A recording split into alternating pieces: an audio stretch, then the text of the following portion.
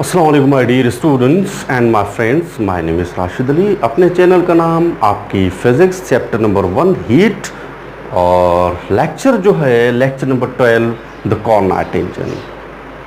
Carnot engine actually this engine was known by Sadi Carnot engine. हम कहते हैं कि दिस आइडियल इंजन, ये जो आइडियल इंजन है, आइडियल इंजन और hypothetical engine, hypothetical engine or imaginary engine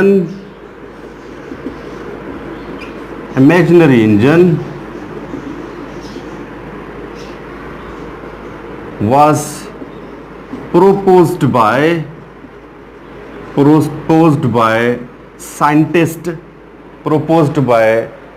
French engineer scientist Saudi Carnot, actually Saudi, okay, proposed by Saudi in 1824, okay, in 1824। अच्छा, ये जो सादी साइंटिस्ट का नाम है, फ्रेंच इंजीनियर है जिसने ये आइडियल इंजन दिया था। एक्चुअली आइडियल इंजन तो दिया इसने, इमेजिनरी इंजन तो इसने दिया, हाइपोथेटिकल इंजन तो इसने दिया। क्यों? वो इसलिए क्योंकि इस इंजन की जो एफिशिएंसी है वो 100% एफिशिएंसी है। इस इंजन क्या है? 100% एफिशिएंसी है। चलो, अब इसने जो है इंजन प्रपोज तो करवा दिया। Why? Because this engine is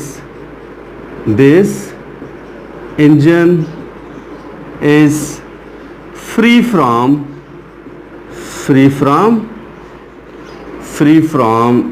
we can say friction, free from friction and heat lost or loses. Heat loses because of or due to the ideal gas enclosed it. Such engine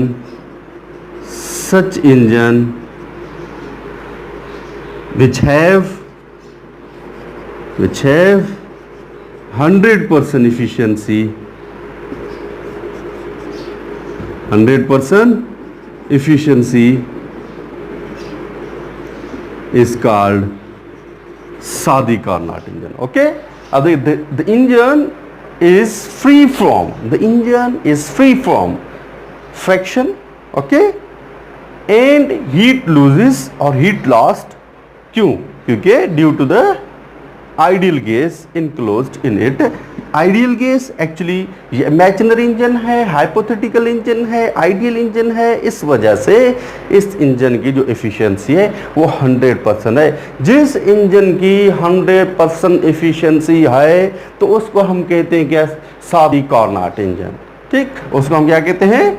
the is called सादी Carnot engine. Okay, यहां तक note करें तो इसको हम कहते हैं सादी कार्नोट इंजन। तो यहां तक नोट कर लें। Okay, I have to remove it. अच्छा, तो ये जो आइडियल इंजन है, सादी कार्नोट इंजन है, अगर इसकी एफिशिएंसी 100% है तो वो कौन सा लॉ है जो वायलेटेड होता है? हम लिखते हैं कि if it has 100% efficiency,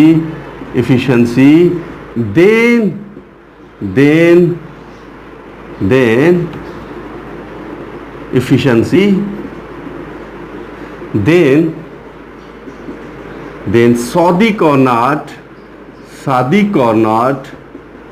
engine violated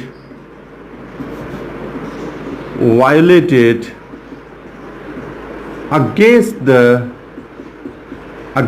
the law, against the second law of thermodynamics. Okay, second law of thermodynamics. इसमें क्या था second law of thermodynamics? Heat flow from high temperature to low temperature without expenditure of heat energy, work done is impossible, or cold to the we can say the cold to the hot body without external energy or without expenditure of the energy, work done is impossible. So here is the that engine was actually what concluded, that engine was concluded that without sink work done is impossible. So without sink work done is impossible, we can say the second law of thermodynamics ये हमें बताता है कि जो engine है उसमें 100% efficiency impossible है, मगर शादी कार्नाट के इंजन में 100% एफिशिएंसी है। अगर 100% एफिशिएंसी होती है तो हम कहते हैं कि ये वायलेटेड करता है किसमें, सेकंड लॉ ऑफ थर्मोडायनामिक्स के आगे। अच्छा, आइडियल गैस क्या है? Ideal gas enclosed used as a working substance. Ideal gas क्या है? Ideal gas used as working substance, working substance. Okay, तो अब हम बढ़ते हैं। एक्चुअली ये जो द कार्नाट इंजन है, द सऊदी कार्नाट इंजन है, ये कितने प्रोसेस पे डिपेंड करता है और कितने प्रोसेस पे कंसिस्ट है? Actually there are four processes on which Sadi Carnot consists।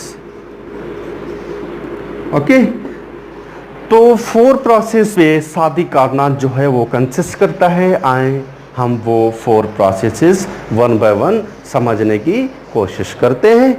Okay, I have to remove it, let's have to remove it. अब देखें कि इसमें फोर प्रोसेसेस कौन से, बहुत ही आसान से फोर प्रोसेसेस हैं। सो इसमें देखें, सबसे पहला जो प्रोसेस है उसको हम कहते हैं कि isothermal expansion. Isothermal expansion, okay, ये पहला प्रोसेस है। पहला प्रोसेस जो है हम कहते हैं आइसोथर्मल एक्सपेंशन। ओके, अब इसको हम स्टार्ट करते हैं। आइसोथर्मल एक्सपेंशन किस तरह से? देखें कि सबसे पहले हम जो आइडियली जो हम सिलेंडर जो है ना बनाते हैं। अब देखिए ये सिलेंडर है, सपोज टू बी ये एक सिलेंडर है, ये देखें ये सिलेंडर है। अब इस सिलेंडर में ये है पिस्टन, इसको हम पिस्टन कहते हैं, और ये वॉल्स हैं, ये walls of cylinder, walls of cylinder. अब ये क्या है? पिस्टन है, मगर ये कौन सा पिस्टन है भाई? ये जो पिस्टन है इसको हम कहते हैं मूवेबल पिस्टन। कौन सा पिस्टन है? ये मूवेबल पिस्टन है। ठीक, ये पिस्टन कौन सा है? Movable piston. अच्छा, तो ये बेस क्या है? ये कंडक्टिंग बेस है, कंडक्टिंग बेस है। ओके, ये कंडक्टिंग बेस है, ये इंसुलेटिंग वॉल्स हैं। ठीक है, वॉल्स कौन से हैं? इंसुलेटिंग है। ठीक, इंसुलेटिंग वॉल्स हैं और कंडक्टिंग बेस है और मूवेबल पिस्टन है। पिस्टन कौन सा है? पिस्टन जो है वो मूवेबल है। अब हम स्टार्ट करते हैं। Let's we have to start to understand, let's see it. This cylinder is, where is this cylinder is placed? Actually इस सिलेंडर को हमने रख दिया है कहाँ? आए भाई, इस सिलेंडर को हम कहाँ रखते हैं? इस सिलेंडर को हम रखते हैं यहाँ। ये है हार्ट, ये है ना कंडक्टिंग बेस। ओके, ये है कंडक्टिंग बेस। तो इस कंडक्टिंग बेस को हम क्या करते हैं? इसको हम रखते हैं हार्ट, ठीक है ना, heart temperature reservoir, heart temperature, heat temperature reservoir और हॉट टेम्परेचर रिजर्वायर। ठीक, अब इसको हमने हॉट टेम्परेचर पे रख दिया है। ठीक है ना, इसको रख दिया है। क्यों? अब वो आगे पढ़ते हैं हम। देखें, अब जब हम इसको देखें, इसको हम हॉट टेम्परेचर पे रखते हैं। सो रखने से क्या होता है? सबसे पहले कि इसका जो ये वॉल्यूम है, ये पिस्टन, ठीक, अभी तो चलो ये हमें ऐसा करते हैं कि ये सपोज टू बी अभी हमें ये मिल गया है। ठीक, इसको अभी हमने रखा नहीं है, चलो हम ऐसा करते हैं। ठीक, अब हम क्या करते हैं? इसको पिस्टन को लेकर यहाँ कहाँ, वहीं रखते हैं। कहाँ रखते हैं? लेट से सपोज अब ये यहाँ तक लेकर आए, ये है पिस्टन, ओके। अब ये इसका बेस तो वैसे कंडक्टिंग है, इसको हार्ट टेम्परेचर रिजर्वायर पर रखते हैं। हार्ट टेम्परेचर रिजर्वायर, ऐसा लिखिए HTR, ठीक है ना। हीट टेम्परेचर रिजर्वायर और हॉट है, ठीक है ना। अब इसको हमने जब रख दिया, ये देखिए यहाँ तक, ठीक।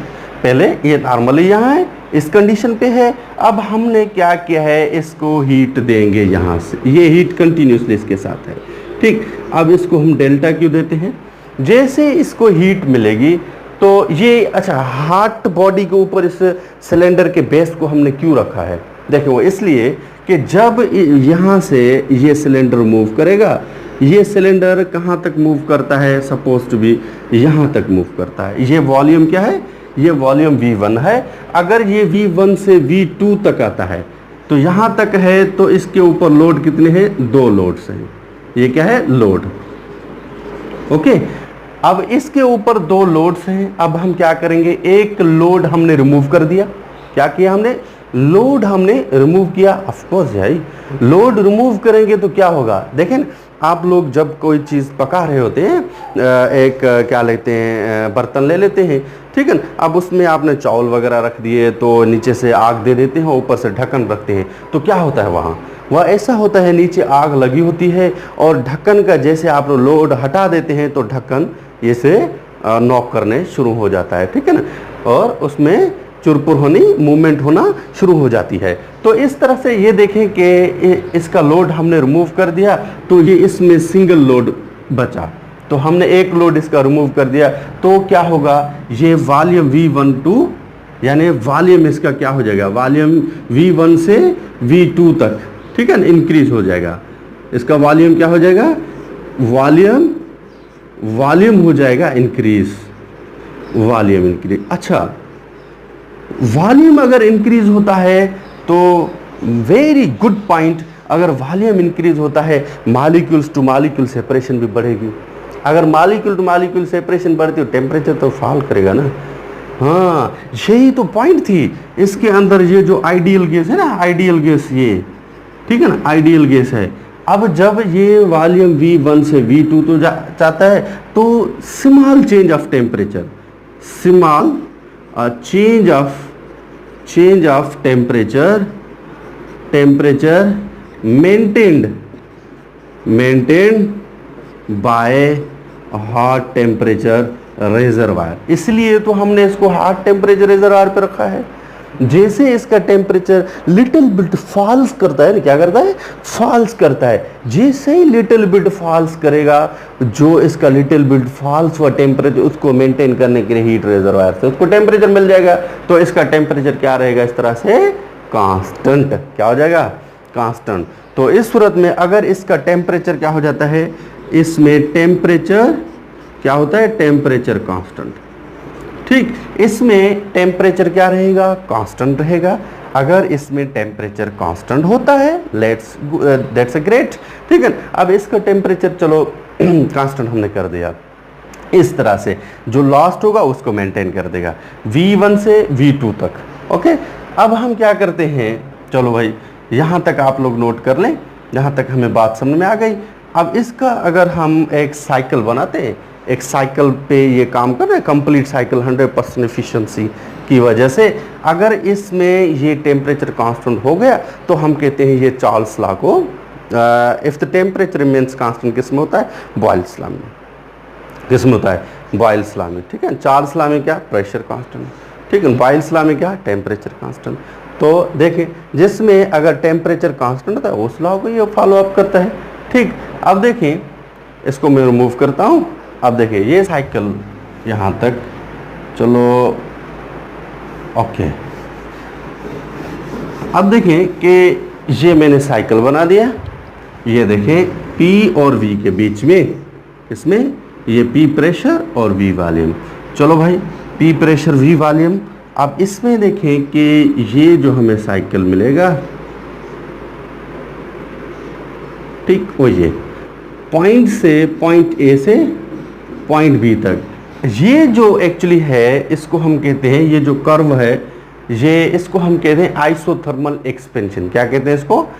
ए बी है आइसोथर्मल एक्सपेंशन, वो ये ऊपर, ठीक, आइसोथर्मल एक्सपेंशन, इसको हम लिखते हैं आइसोथर्मल एक्सपेंशन। ये है आइसोथर्मल एक्सपेंशन। चलो अब हम स्टार्ट करते हैं कौन सा, यानी कि हम एडियाबेटिक एक्सपेंशन स्टार्ट करते हैं, नंबर 2। ओके, ये हो गया, यहाँ हम लिखते हैं। Okay, number 2। नंबर 2 में जो दूसरा प्रोसेस है वो है दूसरा प्रोसेस एडियाबेटिक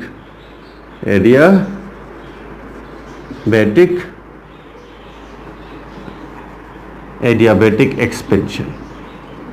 ओके, अब एडियाबेटिक एक्सपेंशन में क्या होता है? एडियाबेटिक एक्सपेंशन में ये होगा कि बेस जो है वो इंसुलेटिंग है, इंसुलेटिंग बेस। किसमें? एडियाबेटिक एक्सपेंशन में इंसुलेटिंग बेस है। तो ये खत्म। तो इस टू से, तो इसमें क्या होगा कि नो हीट एनर्जी इंटर्स और leaves the system, no heat energy enters और लीव्स द सिस्टम। हमेशा कहे no heat energy enters or leaves the system. Okay, मगर इसमें क्या होता है कि इसमें टेम्परेचर कांस्टेंट नहीं रहता। देखें, अब इसके ऊपर भी दो लोड है ना, ठीक। अब जैसे इसके ऊपर दो लोड हैं तो क्या होगा कि इससे एक लोड हम क्या करते हैं, if we removing the load हम जैसे रिमूव करेंगे तो पिस्टन धीरे धीरे से ऊपर, धीरे क्विक, इसमें एडियाबेटिक में क्विक ऊपर जाएगा। अगर क्विक ऊपर जाएगा तो क्या काज करेगा, ठीक है ना, तो उसमें कूलिंग कॉज होगी। क्विक नीचे आएगा तो हीटिंग कॉज होगी। चलो वो एंड पे हम बताते हैं आप लोगों को। चलो अब इसमें देखिए, जैसे हमने रिमूव किया तो ये V1 से आइसोथर्मल में V1 से V2 तक गया था। अब ये क्या होगा, चलो भाई उसको हम मानते हैं कि V2 से V3 तक चला गया। इसको हम मानते हैं ये V2 है, ये V2 है और ये हो जाएगा V3, ठीक। अब एडियाबेटिक एक्सपेंशन में क्या होता है, ये है ना, यहाँ से ये V1, सपोज ये V2, अब V2 से कहाँ जाता है, V3 तक, ठीक। V3 तक इंक्रीज हुआ तो इसमें टेम्परेचर कांस्टेंट नहीं रहेगा, ठीक है, इसमें टेम्परेचर कांस्टेंट नहीं रहेगा, वो स्मॉल चेंज होगा। तो उसके लिए हम क्या लिखते हैं कि ये होगा V2 से वॉल्यूम इंक्रीज होगा, कहाँ से, V2 टू V3। अगर वॉल्यूम इंक्रीज होगा तो टेम्परेचर उसका कांस्टेंट नहीं रहेगा, तो इसका टेम्परेचर कांस्टेंट नहीं रहेगा। तो इस तरह से, ठीक, इस तरह से ये B से ये BC जो है, ठीक है, ये C पॉइंट तक, ये C, ये इसको हम कहते हैं एडियाबेटिक एक्सपेंशन। ओके, ये एडियाबेटिक एक्सपेंशन। चलो एडियाबेटिक एक्सपेंशन हो गया। अब हम क्या करते हैं, चलो एडियाबेटिक एक्सपेंशन हो गया, ओके, एडियाबेटिक एक्सपेंशन हो गया, चलो ठीक है। अब हम क्या करते हैं, थोड़ा तवज्जो देना, अब समझने की कोशिश करना। अब वेरी इजी, अब आइडियल गैस, चलो हर चीज़ तो हो गई इसकी। अब इसमें क्या करते हैं, ये जो पिस्टन है यहाँ से ये लोड, तो ये इंसुलेटिंग हमने हटा दिया, ये सब कुछ हटा दिया। अब हम क्या पढ़ते हैं, देखें V3 तक था, अब V1 टू V2 टू ये हो गया C पॉइंट तक V3। तो अब देखें इसमें हम पढ़ते हैं कि नंबर 3 में ये है आइसोथर्मल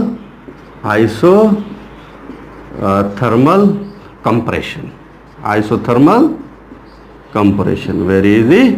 अब देखिए आइसोथर्मल कंप्रेशन में क्या होता है कि आइसोथर्मल कंप्रेशन में ये होता है कि ये जो एक्चुअली जो अपना बढ़ गया था, ये पिस्टन कहाँ से, ये था V1 से ये आया था कहाँ, V2 पे, ठीक। अब हम क्या करते हैं, इसके ऊपर लोड बढ़ा देते हैं, क्या करते हैं, लोड बढ़ा देते हैं।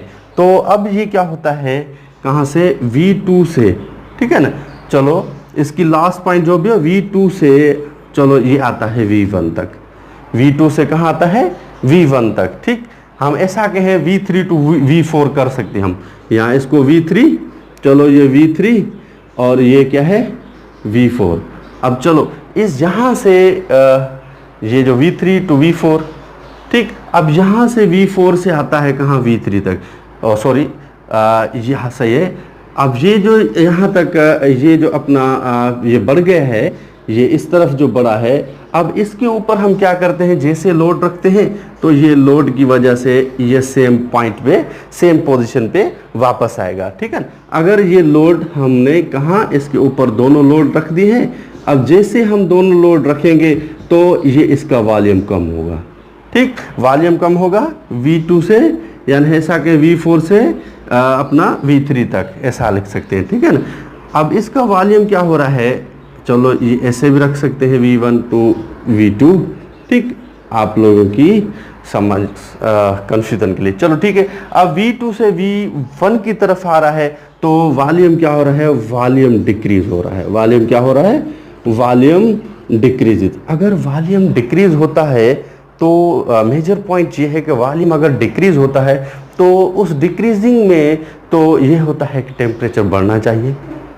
अब टेम्परेचर बढ़ना चाहिए, अब उसके लिए हम उस टेम्परेचर को मेंटेन करने के लिए हम क्या करते हैं, इसको कोल्ड रिजर्वायर पर रखते हैं। किस पे रखते हैं, ये है कोल्ड रिजर्वायर। ठीक, यहाँ इसको हम यहाँ किस पे रखते हैं, हम कोल्ड रिजर्वायर। ठीक है, कोल्ड बॉडी। अब इसको हम जब इस सिलेंडर को क्या करते हैं, हम इस सिलेंडर को हम कोल्ड रिजर्वायर के ऊपर रखते हैं तो जैसे ही ये कंप्रेस होगा सडनली, तो एक्चुअली ये जैसे कंप्रेस होगा तो इसमें जो कोल्ड रिजर्वायर है वो स्लो में, ठीक है, स्लोली, सो स्लो क्या होगा, इसका जो टेम्परेचर है वो क्या रहेगा, कांस्टेंट रहेगा। इसका टेम्परेचर क्या रहेगा, कांस्टेंट रहेगा। किस लिए, कोल्ड रिजर्वायर की वजह से। ठीक है, अब जब कोल्ड वायर की वजह से ये रहेगा तो इसका ये होगा। ठीक, ये इंक्रीज होगा कहाँ, C से ये D तक। ठीक, C से D तक। अब ये है एक्चुअली, इसको हम कहते हैं क्या, isothermal compression. Iso means same, therm means temperature. ठीक, पर इसमें आइसोथर्मल कंप्रेशन, कंप्रेशन मतलब उसका वॉल्यूम कम होगा, वॉल्यूम कम होगा तो टेम्परेचर कोल्ड अपने कोल्ड रिजर्वायर पर रखा हुआ है तो उस वजह से इसका जो भी स्मॉल जो भी चेंज है वो मेंटेन हो जाएगा कोल्ड रिजर्वायर से। इस तरह से इसका टेम्परेचर क्या रहेगा, कांस्टेंट रहेगा। ठीक है, बात समझ आ गई। वॉल्यूम कम होने से टेम्परेचर कांस्टेंट रहेगा क्योंकि कोल्ड रिजर्वायर पे हमने सिलेंडर का बेस रख दिया है। ठीक है, वो बेस क्या है, कंडक्टिंग बेस है। ओके, क्योंकि हमने लोड उसके ऊपर प्लेस कर दिया है। लोड जैसे रखेंगे वो सेम पोजीशन पे आएगा।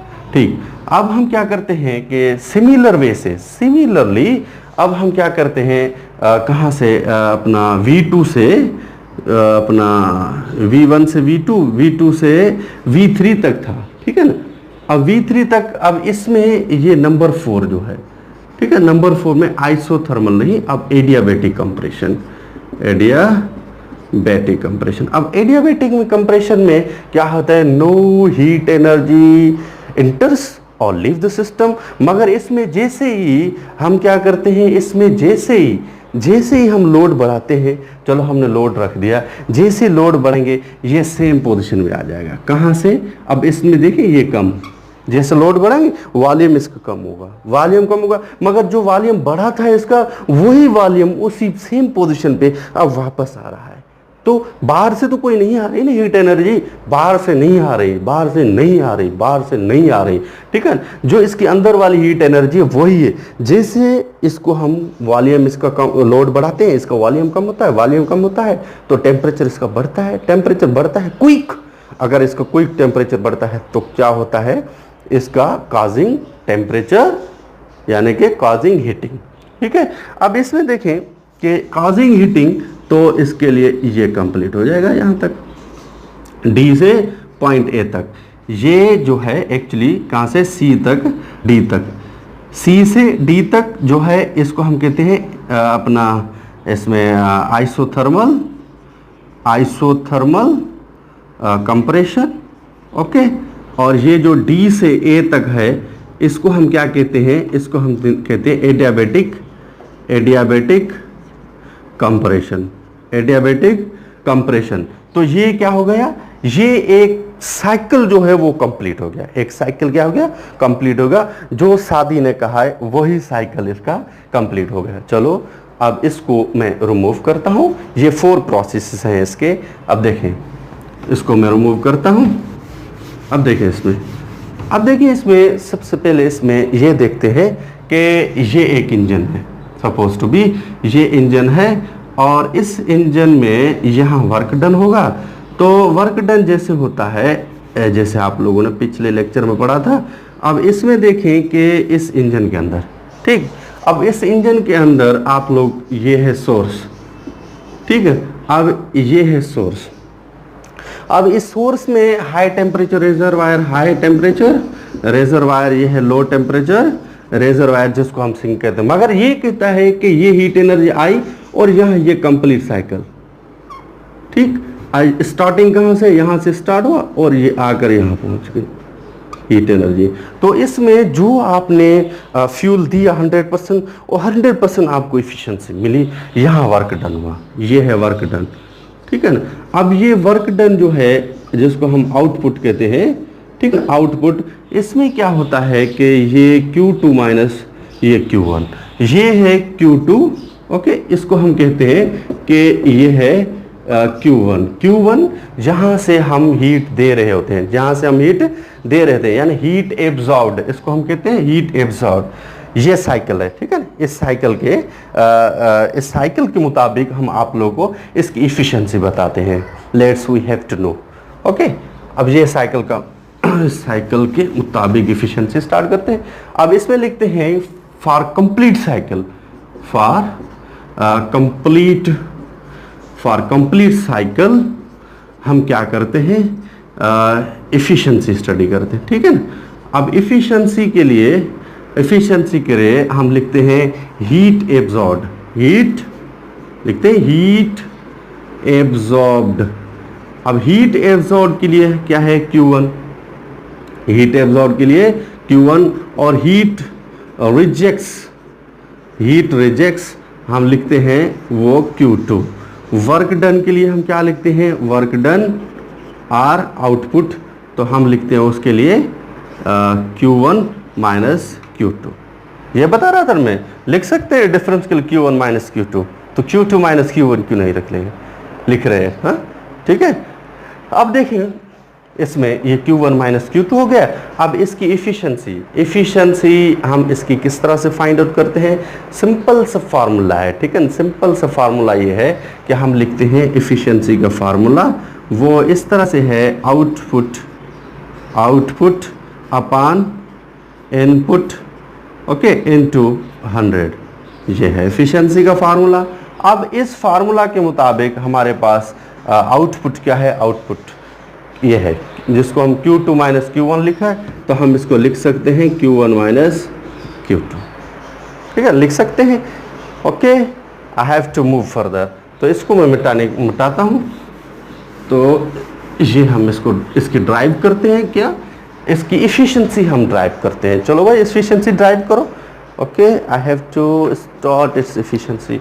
चलो अब देखें इस इफिशिएंसी में देखें सबसे पहले कि आउटपुट क्या है, आउटपुट हमारे पास ये है Q1 माइनस Q2, और अपान में जो है इनपुट है, इनपुट में हमारे पास क्या है Q1, तो हम यहाँ रखते हैं Q1 इंटू 100%, ठीक, कुछ भी है, चलो ठीक। अब इसमें देखें कि सबसे पहले कि इसमें इफिशिएंसी को इस तरह से, ये Q1 माइनस Q2, तो ये Q1 अपान में ये हो जाएगा Q1 इंटू 100, तो ये Q1 आपस में कट जाएगा, ओके।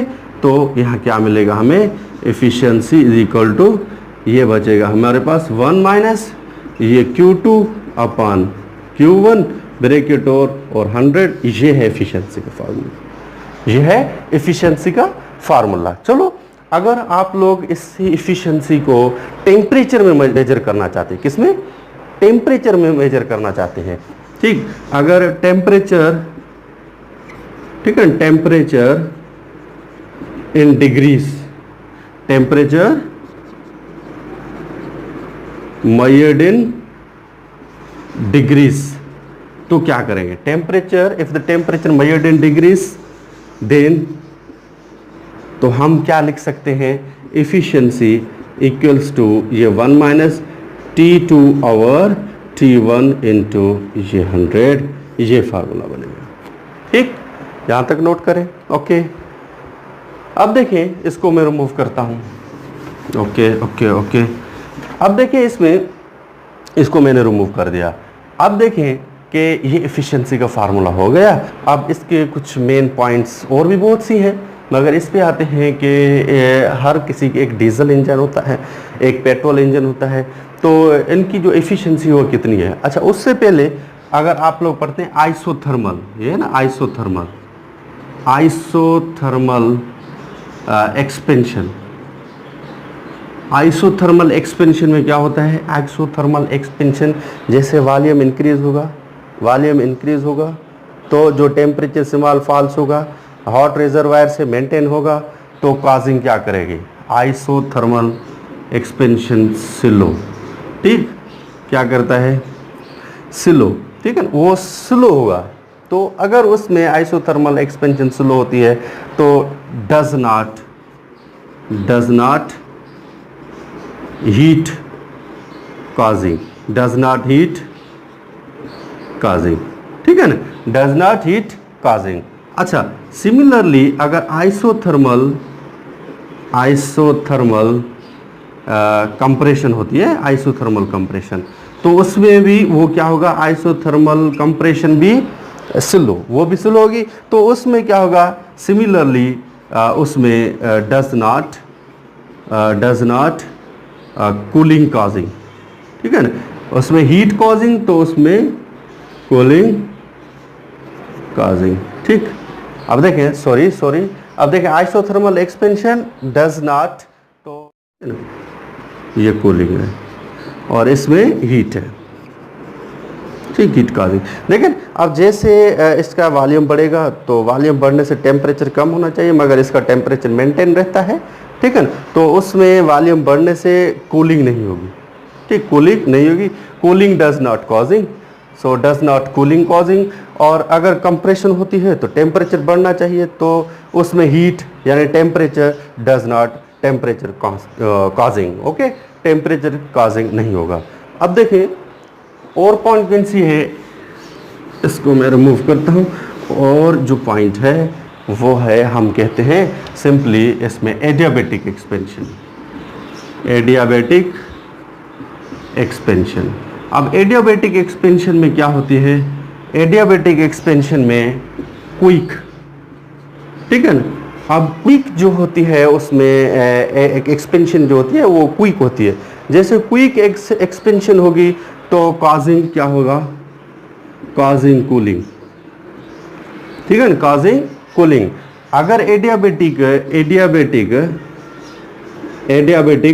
क्या है, कंप्रेशन, ठीक, एडियाबैटिक कंप्रेशन होती है तो कंप्रेशन में क्या होता है, एडियाबैटिक कंप्रेशन में क्या होगा, जैसे एडियाबैटिक कंप्रेशन में क्विक क्या होगा, क्विक जो है पिस्टन नीचे आएगा, क्विक नीचे आएगा तो क्या होगा, अपना जाने के heat causing, okay. Adiabatic expansion में cooling causing, quick cooling causing, compression में यानी कि हीट कॉजिंग, ठीक। अब ये अपना सिंपली साइकिल के बारे था। अब देखिए इसमें एफिशिएंसी क्या है, डीजल इंजन की जो एफिशिएंसी होती है अपनी उसकी एफिशिएंसी, पेट्रोल इंजन की तो चलो, पेट्रोल इंजन की जो एफिशिएंसी है वो होती है 25% टू 30%, ठीक, 30% तक इसकी एफिशिएंसी होती है। और जो डीजल इंजन होता है, डीजल इंजन, ठीक, उसकी जो एफिशिएंसी होती है वो 35% टू 35 से ये हो जाएगी अपना 35 से 40%, ठीक है ना, 35 से 40%, ओके। अब हर किसी की जो रेंज होती है वो डिफरेंट होती है। ठीक है ना। सीसी रेंज जो होती है वो डिफरेंट होती है, ठीक है ना। अब यहाँ तक लेक्चर देखने के लिए थैंक यू वेरी मच। मिलते हैं अगले लेक्चर में, तब तक के लिए अल्लाह हाफिज़।